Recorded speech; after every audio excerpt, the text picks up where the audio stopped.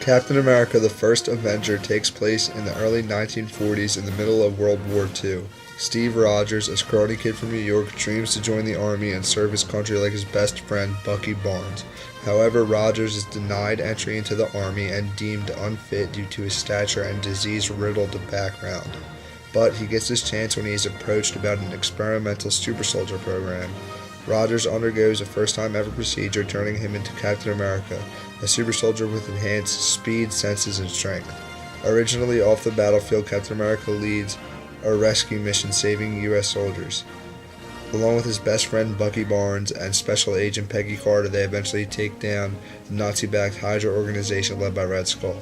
Even aside from the obvious inaccuracy of Captain America himself, the movie is mostly historically inaccurate with minor accuracies along the way. The first accuracy is propaganda. The United States posted propaganda throughout the country in support of the war. Captain America comics were a part of propaganda as well. The goal of Captain America was to viciously portray the enemy as subhuman in their vulnerabilities. There is a famous comic cover in which Captain America knocks out Adolf Hitler himself. The propaganda started small as America claimed neutrality, but took a large turn once America officially entered the war. The Office of War Information handled propaganda using figures like Uncle Sam to encourage young men to join the military and motivate the population. In the film, Captain America was used as propaganda in support for the war, shown singing and dancing with posters. Also, in the very beginning of the film, Steve Rogers is in the movie theater, and before the movie begins, a preview is shown mentioning that all able men should join the war effort and encourages troops overseas. Propaganda is historically accurate throughout the film. Along with propaganda, war bonds were also encouraged in the movie and in real life. War bonds were sold as a loan to the U.S. government in order to finance the war. In World War II, war bonds raised over $150 billion for the war effort. The United States population was urged to buy war bonds day after day, and propaganda, combined with mass media outlets and radio and television, played a major role in the purchase of war bonds. War bonds are mentioned in Captain America's propaganda show, which is the upcoming video clip.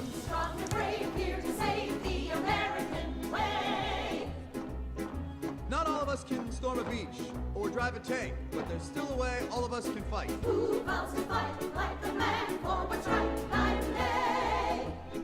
Series E defense bonds. Each one you buy is a bullet in the barrel of your best guy's gun. The first inaccuracy is obviously Captain America himself. Unfortunately, we did not have a Captain America during World War II, and all the databases that I have searched shows no proof of him ever existing. Aside from this technical inaccuracy, a major inaccuracy shown in the film is women in the war. Women were hired in World War II by the United States solely as nurses and other clerical or secretarial positions. They did not fight in battle. But a main character in the film, Peggy Carter, is essentially second in command. She is a soldier and special agent who fights alongside Captain America in battle. She also trained soldiers in the beginning of the movie. This never happened in World War II. Another major inaccuracy shown is the fighting of integrated troops together in the war.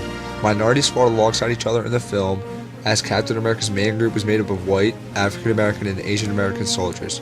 However, troops in World War II were not integrated as seen in the film, but rather segregated. The overwhelming majority of African Americans fought together in segregated units, such as the Tuskegee Airmen who fought in the Air Force. Even Asian and Japanese forces fought in segregated units, such as the All-DC 442nd Combat Team.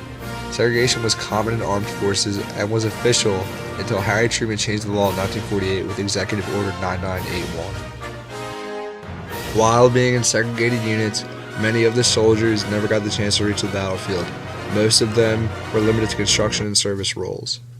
More than 3 million black Americans registered for the draft during the war years, but more than 2/3 were judged to be unfit for the rigors of military service. They were suffering from physical and educational malnutrition.